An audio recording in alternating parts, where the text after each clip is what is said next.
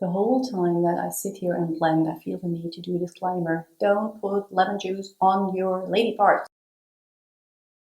Hi everyone and welcome back to lindalibraloca. This is your place if you're looking for beauty and skincare aimed not only, but with a focus on mature or aging skin. Please make sure to like if you enjoyed the video, subscribe so you don't miss any further content, and tell me in the comments below if you have tried anything from Huda Beauty. Today I wanted to talk about the Huda Beauty Mauve Obsessions palette. This one was released in November 2017, so it's actually not a new one.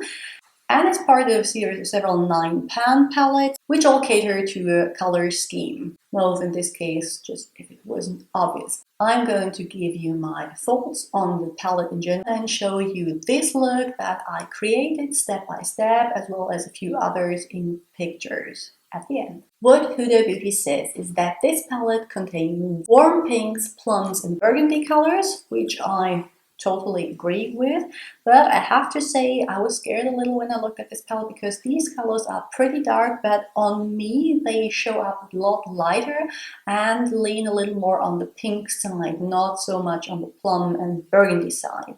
Huda Beauty claims also that the colors are highly pigmented, and I don't find that to be completely true. Some of them are good in pigmentation, others are quite sheer and need building up, but all of them can be built up. They do swatch worse than they actually apply on the lid, but these are colors that benefit from a base in the color that you want your eyeshadows to look like, or just in general an eyeshadow base for more vibrancy. They also claim that these are smooth and blendable in texture, and I again don't agree completely, because especially the glitters are quite chunky and have a lot of fallout.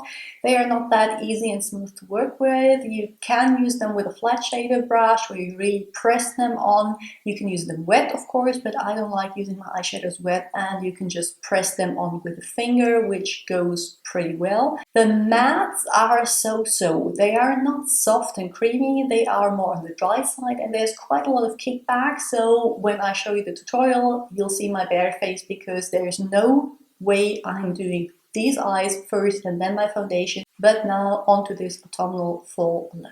Welcome to my completely zoomed in and non-made up face. I'm going to start with the base, and this is one of the 24 Hours Color Tattoos by Maybelline in the color Metallic Pomegranate.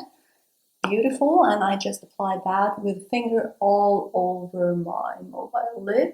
Kind of map out the shape of the eye how I want it to be, and just do that with a finger. As you can see, it has a reddish undertone and some shimmer, but it's not overall glittery, and it will enhance the warmth of the eyeshadows. Then I'm going in with a flat eyeshadow brush and this middle color. This is a taupey brown, and just apply it all over my mobile lid. Then I'm going to use a blending brush and this cream color down here. Then going back in with a dense or flat shaded brush, I'm using this color up here, and just pack that in the outer third of my eyelid. I also take the pointy side of this one, dab it in, and just emphasize the crease. And then I go back in with the cream shade and just blend again. For some extra dimension, I'm going to go in with this lightest shade up here, again on a smaller flat brush, and just pat that in the inner third of my eyelid. And then I'm going to finish the look with a thin black line. This one is by Zoe Cat Eye Pen, and some mascara. This is the Lancome Hypnose Doll Eyes. There you go.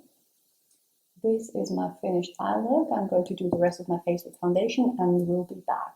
And here's the finished look. Foundation, blush and everything. This is a more matte one. We're using the red tones. And there we have a glittery one, but still daytime or office appropriate. Which one was your favorite?